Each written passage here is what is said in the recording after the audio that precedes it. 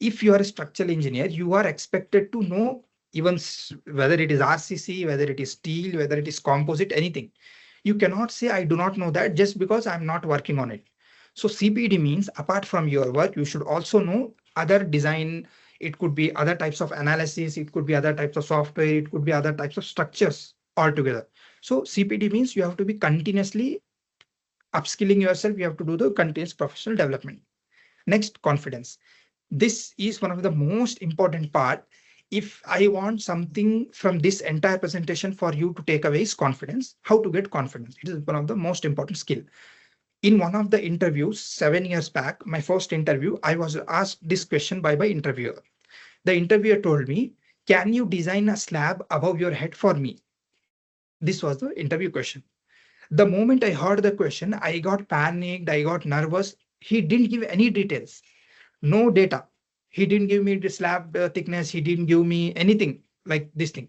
He just told me, can you design a slab above your head? We were sitting in an interview room. He just told me, can you design a slab above your head for me? Obviously, 7 years back, it was my first interview. I was very nervous, like, because in the engineering, what we are accustomed where we were having all the data, right? For designing a slab, we were given, like, suppose RCC structural elements, the subject, we have studied books, we were given all the data. We were given the depth of the slab, we were given all the nodes, we were given the spans of the slab. Okay, so we will be in a condition that entire thing is spoon fed to us in terms of input data. So we are in that mindset as a student. So when an interviewer asked me, I was very confused. Oh, he didn't give me any data. How do I do?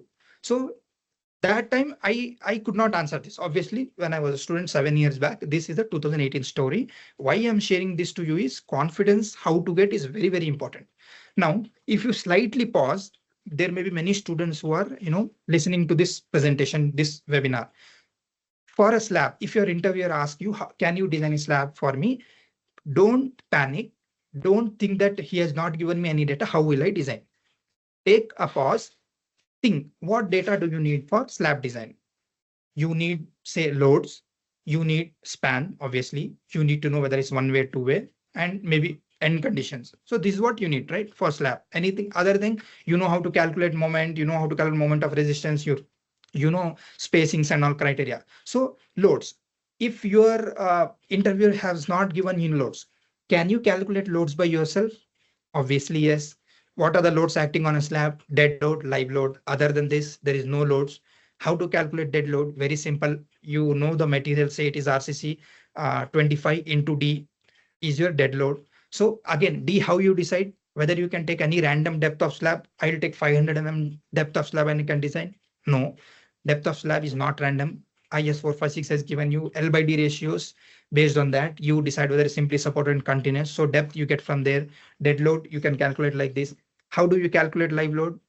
Do you want interviewer to give you live load? No. You can assume IS 875 part 3 is there. You can assume 2 kilonewton per square meter. You can assume a residential building. Very fine. Like commercial building, assume 5 kilonewton per meter square live load. So this is your confidence will be tested. If you are a structural engineer, at every point of time, your confidence will be tested. So again, span you need to design. Can't you just see above your head and by visual observation cannot we, make out approximate, say 4 meter by 3 meter is the dimension. Write it down. So the assumed dimension of slab above my head, say 4 meter into 5 meter. Again, you got the span by visual examination. You can decide by L by bilateral ratio whether it's one way or two way. If you are unsure, if you feel it is two way, you don't know what are the boundary condition, I'm assuming a continuous slab. Interviewer will test this. They will not give you all the data. They will just test your confidence. So whenever you are facing such situation, take a pause, just break down the problem, what you are expected to answer. Don't panic.